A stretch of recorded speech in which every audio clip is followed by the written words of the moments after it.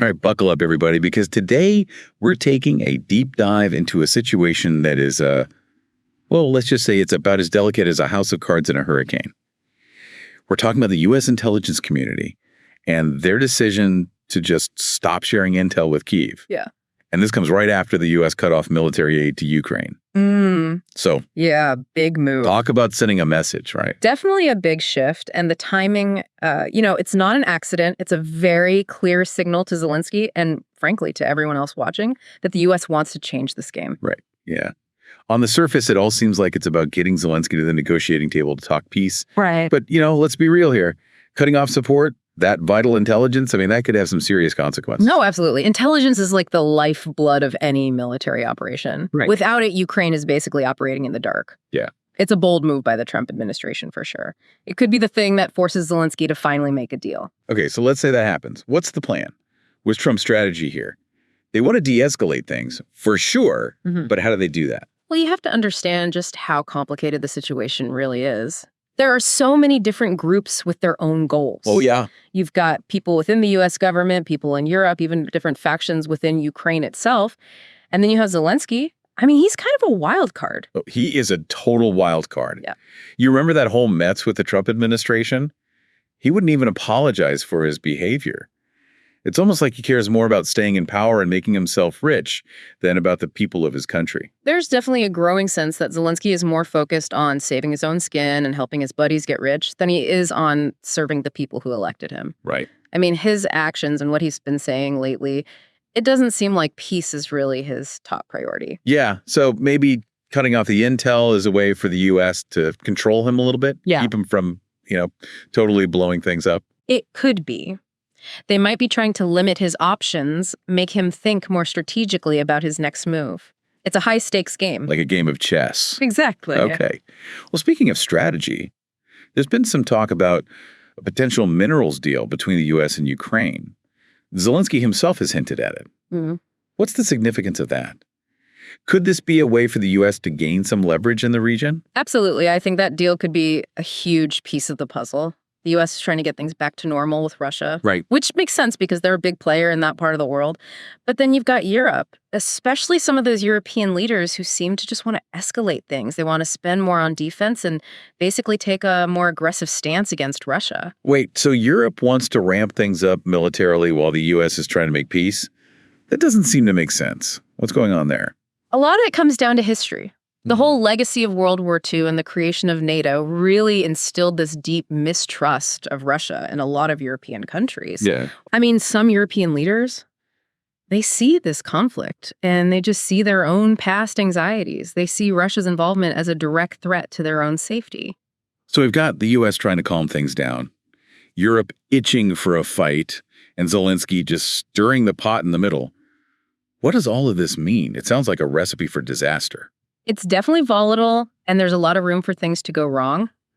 To really get where this might be headed, we need to understand the power dynamics at play. Zelensky, despite all the erratic behavior and the questionable motives, he's still seen by many in Europe as the leader of the resistance against Russia. Right. As long as he's in charge, Europe will probably keep supporting him, and that just keeps the conflict going. So you're saying that Zelensky, the guy who claims he's fighting for peace and democracy, he might actually be the biggest thing standing in the way of achieving those goals. That might be a harsh way to put it, but it's an assessment that a lot of people who are watching this closely are starting to share. His erratic behavior, his unwillingness to compromise the way he's consolidated power, all of that just creates a stalemate. It's amazing how much influence one person can have on the world. And the scary part is there doesn't seem to be an easy way out of this. It's definitely a complicated situation. Well, everyone, that wraps up the first part of our deep dive into this incredibly messy situation. Yeah. We've just scratched the surface, but it's already clear that there's a whole lot going on behind the scenes. Yeah. This situation in Ukraine, it's a cautionary tale. It shows how dangerous unchecked power can be. It shows how seductive wartime leadership can be. And it shows the really devastating consequences of political ambition gone wrong. It's really something how much personality impacts global politics. You think about these big superpowers, but at the end of the day, it's still just people making these huge decisions. It's true. And Zelensky, he's playing a really dangerous game here. He's gathered so much power, it's kind of scary. Yeah. Especially with everything going on around him. The way he's silencing anyone who disagrees with him, it's alarming. He banned opposition parties, and he's got a tight grip on the media. It's not exactly what you'd expect from a leader who's supposed to care about democracy. Right. It's like he's built this fortress around himself. Yeah. Anyone who speaks out against him gets shut down immediately. You have to wonder what his real goals are. Is it really about the people of Ukraine? Or is it more about power and money for himself? Remember all those promises he made when he first got elected? The investigation into the Maidan Square snipers, bringing peace to Donbass? Yeah, he ran his whole campaign on those promises, won by a landslide. And then won him out? Nothing.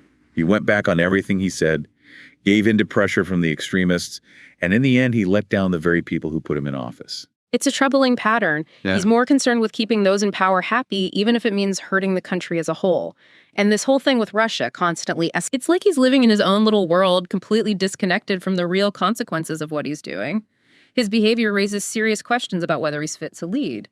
It's obvious that staying in power is his main concern, no matter the cost. So if Zelensky is the problem, how do we get rid of him?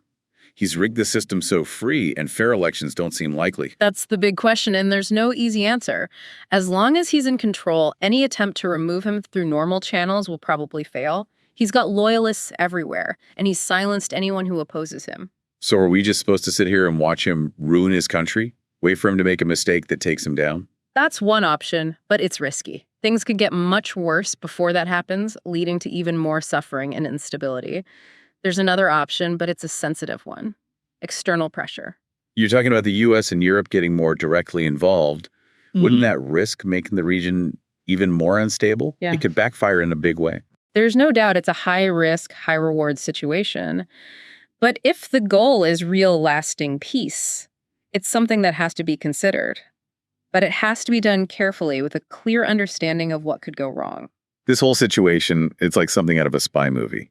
Secret deals behind the scenes negotiations, power struggles happening in the shadows. The world of geopolitics is rarely what it seems on the surface. There are always hidden agendas, competing interests, things happening that we don't see. And the stakes are so high. It's not just about national security. This is about real people's lives, real people who are caught in the middle of this power struggle. It's a reminder that behind all the politics and the headlines, there are human beings whose lives are being deeply affected by the decisions of those in power. And in this case, those decisions are being made by a leader who seems more interested in protecting himself and making his friends rich than he is in the well-being of his nation. It's a tragic situation. It shows how urgently things need to change. The current path just isn't sustainable. It's only going to lead to more suffering and instability. So what needs to happen?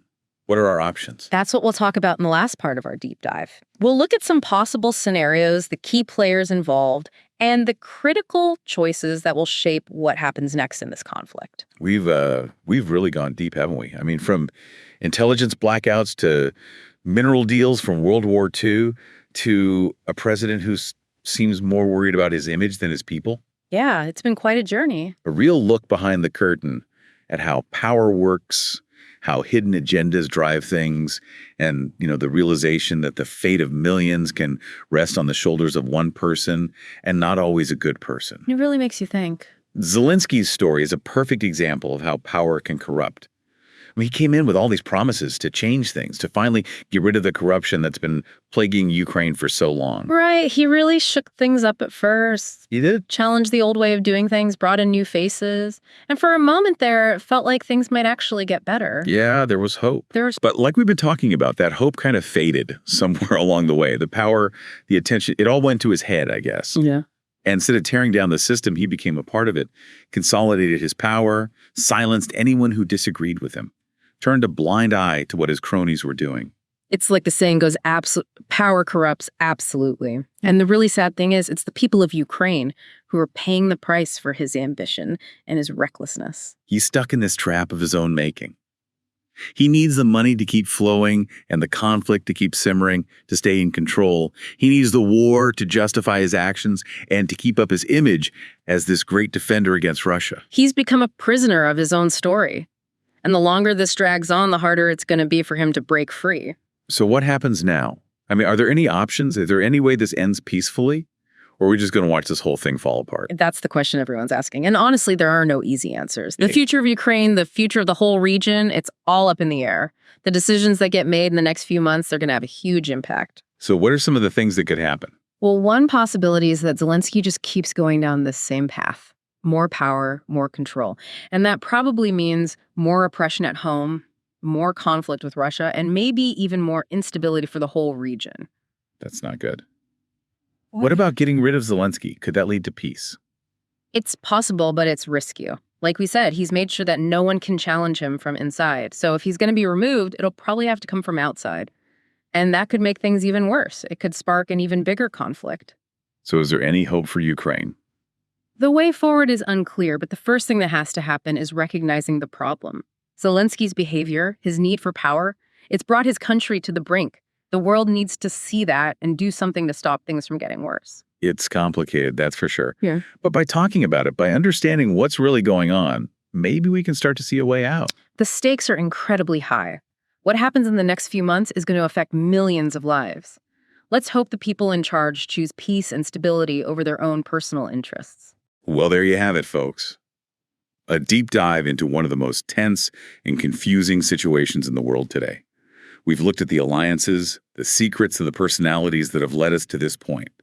It's a story of ambition betrayal and the terrible things that can happen when power goes unchecked. It shows us how fragile peace really is and how important it is to have leaders who are willing to do the right thing. It's a lot to take in, but it's important to stay informed because what happens next could affect us all. Thanks for joining us on this deep dive. Subscribe to our podcast, available on Spotify, Apple Podcasts, and YouTube. We are here to make things clear. New episodes every day.